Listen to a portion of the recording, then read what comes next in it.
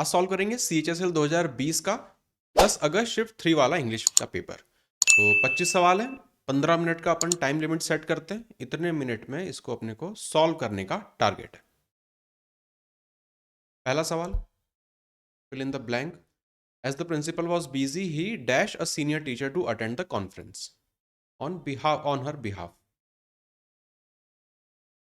अपनी जगह पर अपने बिहाफ पर किसी को भेजा। डेप्यूटेड ना, डेप्यूट करना, अपनी जगह पे ऑफिशियली किसी को भेजना या काम करने के लिए उसको एलिजिबल बनाना। सिनोनिम बताना है सिल्ट का। एक तो होता है स्लिट, SLIT, और ये है सिल्ट।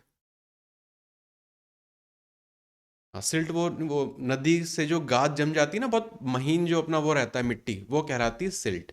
तो कट, ओपनिंग और इंसिजन क्या होता है?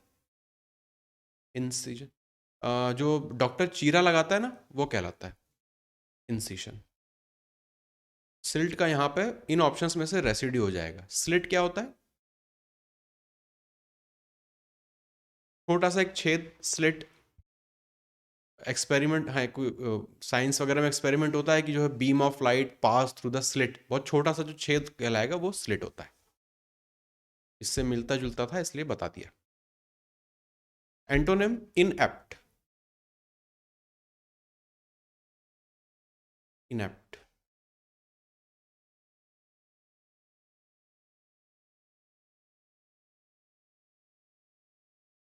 एग्जाम में क्या गैस करते? लैकिंग गैस करते। इनएप्ट का मतलब होता है कि जो सही ना हो। हाँ, एप्ट होता है अपना जो सही हो। इनएप्ट इसका उल्टा हो जाएगा, तो कम्पिटेंट। एंटोनिम अपने को बताना था। इनएप्ट का मतलब होगा इनकम्पिटेंट, इस तरह से समझ सकते हैं। सिनोनिम बताना है वैसिलेट का। Vacillate, fortify, augment, strengthen, waver. नहीं आइडिया लग रहा है? सेकंड लग रहा है आपको? सेकंड ही सही है। वैसिलेट का होगा वेवर, मतलब कांपना, थरथराना, वो। वैसिलेट भी उसी का अपना सिनोनिम बना देगा। फोर्टिफाई तो अपने को पता है, गढ़ जो होता है, किसी चीज को मजबूत करना, फोर्टिफाई। ऑगमेंट, प्रतिस्थापित करना। स्ट्रेंथन, मजबूत करना। बाकी सब तो सही है। ग्रामेटिकल एरर इसमें बताना है, your advices were timely and guided me to take the right decisions. सीधा सीधा की एडवाइसेस नहीं होता, एडवाइस होता है। जैसे इंफॉर्मेशंस नहीं होता, कोई अपने उस वाले ग्रुप का वर्ड है ये। करेक्ट यहाँ पे होगा ऑप्शन नंबर 4, इसमें एरर है। करेक्ट कैसे करेंगे इसको? फिर वर्ब भी नहीं आएगा। Your advice was timely. Incorrectly spelled word, presentable, peaceful, plenary, precious. ये तो देखो रिपीट हो गया, ये किसी शिफ्ट में अपने को दिखा था ना, यही गलत है। प्रीशियस होता है PRECIOUS। ये वर्ड ही रिपीट हो रहा है, किसी दूसरी शिफ्ट में भी ये दिखा है 100%। या तो CGL में आया था या कहीं और आया था ये। यहाँ पे बताना है अंडरलाइन का substitution. Regard of whether the students were ready और not, the teacher announce the dates of the test.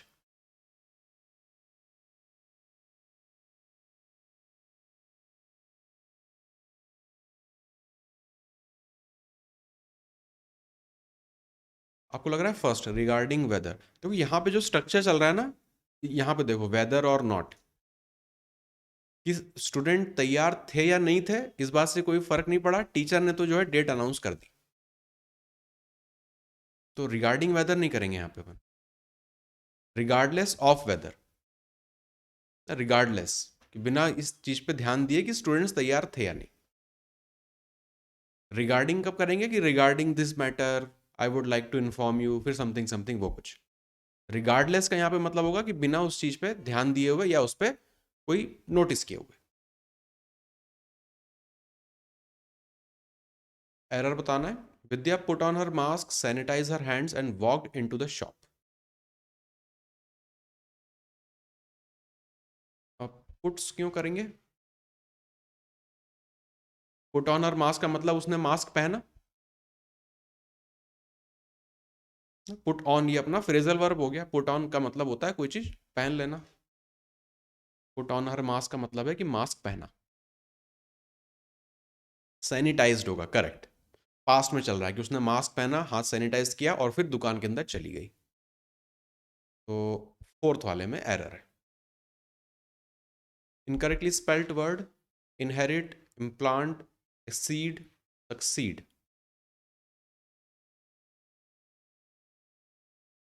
Fourth वाले में करेक्ट है ना। सक्सीड की स्पेलिंग ये नहीं होती, डबल सी होता है उसमें। डबल सी होता है। ये क्या होता है? असीड। ये पहले भी एक एग्जाम्पल में दिखा है। एक सेंटेंस आया था कि टीचर जो है उसने अपने स्टूडेंट्स की बात को मान लिया, उनकी रिक्वेस्ट को मान लिया। तो असीडेड टू देयर रिक्वेस्ट, ये वो है असीड, किसी की बात को, किसी की रिक्वेस्ट को मान लेना।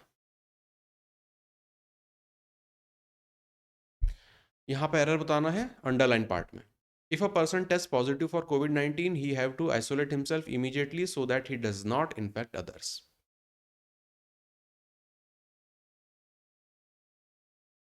क्या करेंगे इसमें?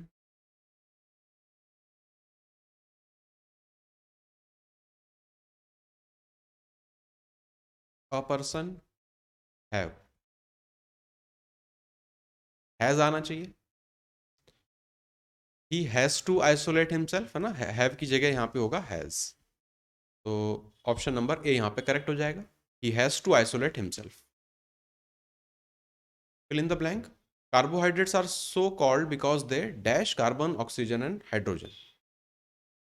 Cover, contain, consist, codify.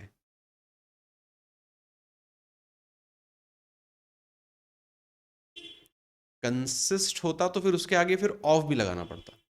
Consist of ना, यहाँ पे कंटेन सही हो जाएगा। कंटेन उसके अंदर होता है कार्बन, ऑक्सीजन और हाइड्रोजन। कंसिस्ट के बाद फिर अपने को ऑफ, कंसिस्ट ऑफ ऐसा कुछ वहां पे इसको फिर बनाना पड़ता, तो वो तो हो नहीं पाएगा। ईडीएम बताना है, ब्रेक द आइस। थर्ड वाला करेक्ट है कि दो लोगों के बीच में मतभेद हो तो सुलझाने के लिए फिर किसी को पहल करनी पड़ती है, तो he has to break the ice.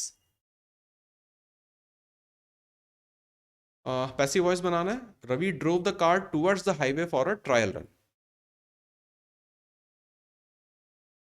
Was driven है ना, ड्रोव का आपने बना दिया, वॉज ड्रिवन बिल्कुल सही है। और कहीं पे आ रहा है क्या? हैड बीन आ रहा है, वॉज ड्राइविंग आ रहा है, हैड बीन, तो कोई भी नहीं आएगा, पहला वाला ही सही हो जाएगा। The car was driven towards the highway for a trial run by Ravi, correct. Direct speech, the customer asked the bank manager if they were working on the following Saturday.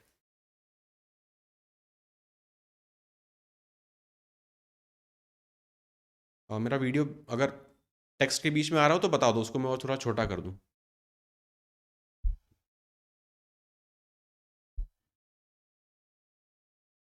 देखो बहुत सारे कीवर्ड, एक तो फॉलोइंग हो गया,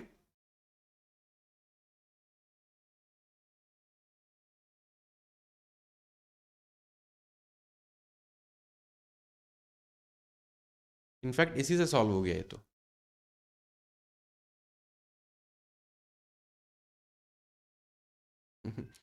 एक ही option है जो सेटिस्फाई करेगा इसको ना, फंस रहे हो इनडायरेक्ट से डायरेक्ट में। फोर्थ वाला यहाँ पे करेक्ट हो जाएगा। नेक्स्ट सैटरडे जो होता वो पैसिव में कन्वर्ट होता फॉलोइंग सैटरडे में, बाकी तो होंगे ही नहीं, following Saturday, previous Saturday, previous Saturday. यहाँ पर ये बिल्कुल सही है। एक चीज जो बस दिक्कत अजीब सी लग रही वो है यहाँ पे दे और यहाँ पे यू, है ना, यहाँ पे हो सकता है कि फंसे हो।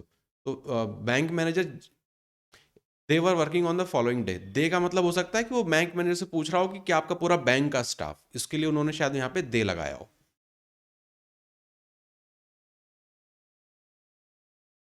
इसलिए यहाँ पे यू ठीक हो जाएगा, आर यू। अब यहाँ पे यू ऐसा लग रहा है कि एक ही व्यक्ति से पूछ रहे हैं कि क्या आप केवल काम करोगे सैटरडे को, तो ये थोड़ा सा या तो सवाल में गड़बड़ है या कुछ है, लेकिन फिर भी समझ में तो अपने को आ रहा है। कीवर्ड यही था। Next, jumble sentence.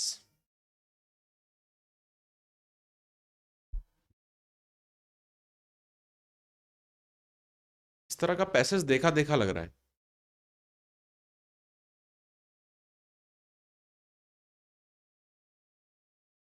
आर्टिकल के फैक्ट चेकिंग से रिलेटेड था। 100% किसी शिफ्ट में अपन ने सॉल्व किया हुआ है।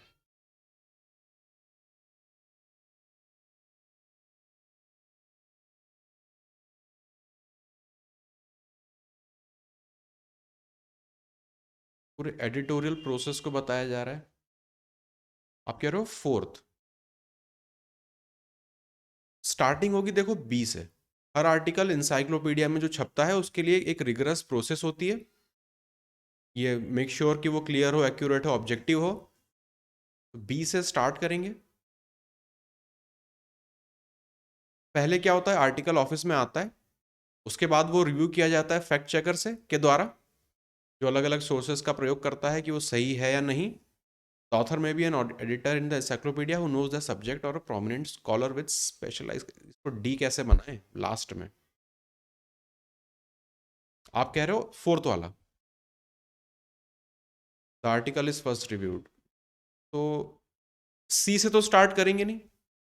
द आर्टिकल कौन सा आर्टिकल? तो एवरी आर्टिकल। तो बी तो पहले आएगा सी से, फोर्थ तो नहीं लगाएंगे।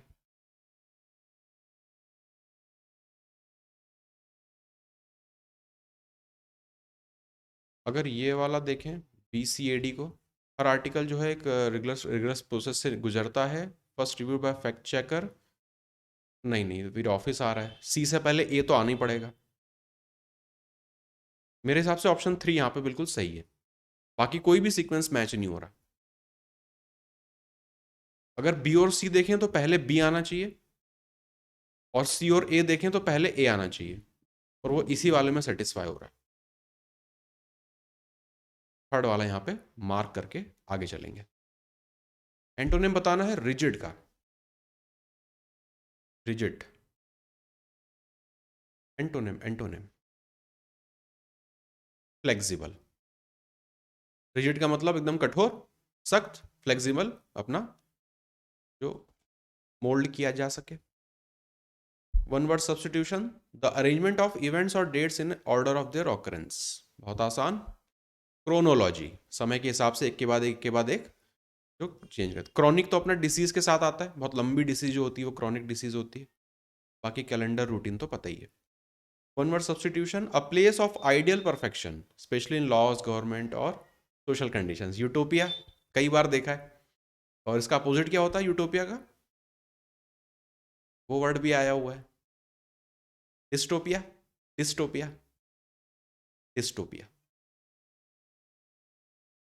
ईडियम बताना है अ लीन पैच। अ लीन पैच। ऑप्शंस को देखें इसमें।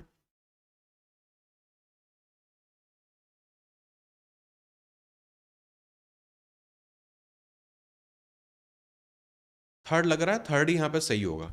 अलीन पैच कहते हैं ना, कैरियर के दौरान एक समय ऐसा आया था जहां पे बहुत दिक्कत थी, खराब समय था, वो सब कुछ, तो वो कह रहेगा period of poor performance, a lean patch.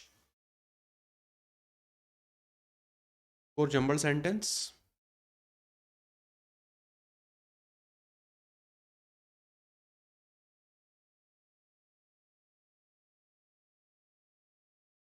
The country, the kingdom. Start तो डी से करेंगे, ये बात तो सही है बिल्कुल। आप कह रहे हो कौन सा थर्ड वाला? हाँ, ईयर से भी सही बात है आपकी। 51 या 55 या 91, यहाँ पे 2008। तो क्रोनोलॉजी तो वहाँ पे भी बिल्कुल सही चल रही है। डी के बाद ए, फिर सी, और फिर बी। सही है। ऑप्शन नंबर थर्ड यहाँ पे करेक्ट है। चलो क्लोज टेस्ट।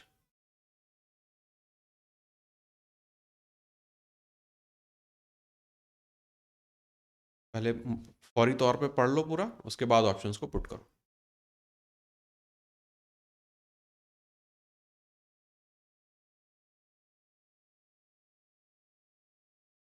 पहला,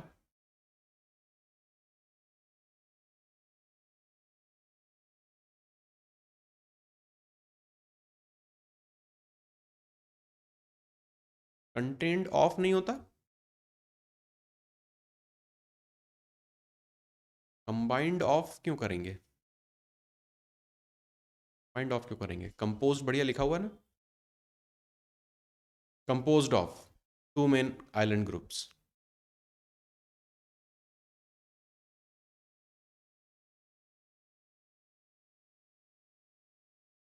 ऑफ की वजह से देखो कंटेंट तो नहीं लगा पाएंगे, या तो इट कंटेन्स होता सिंपल सा, ये हट गया, कवर्ड तो होगा ही नहीं। खैर, कंबाइंड ऑफ नहीं भी नहीं होगा, कंबाइंड ऑफ नहीं होगा। कंपोज्ड ऑफ का मतलब होगा कि उससे दो चीजों से वो बना हुआ है। सेकंड, इस composed of two island groups, कि दो आइलैंड ग्रुप को मिला के वो एक देश छोटा सा बना हुआ है। सेकंड, और द माहे ग्रुप ऑफ देन आ रहा है तो मोर देन करेक्ट हो जाएगा, more than 40 central mountainous granitic islands. पूरा ज्योग्राफी ज्योग्राफी भरी पड़ी है। एंड थर्ड में देखें तो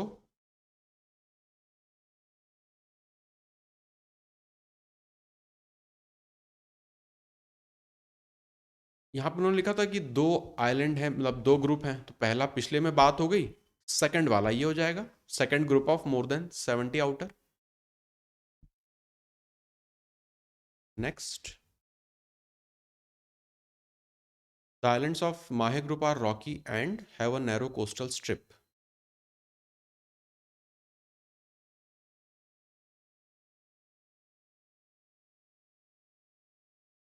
टिपिकली, टिपिकली जो भी ज्योग्राफी वाले पैसेज रहते हैं उसमें ये वाला शब्द आता है, typically it is composed of so and so करके ऐसा सब लिखा रहता है। आखिरी, the dash feature of those islands with their lush tropical vegetation, collective wide global predominant.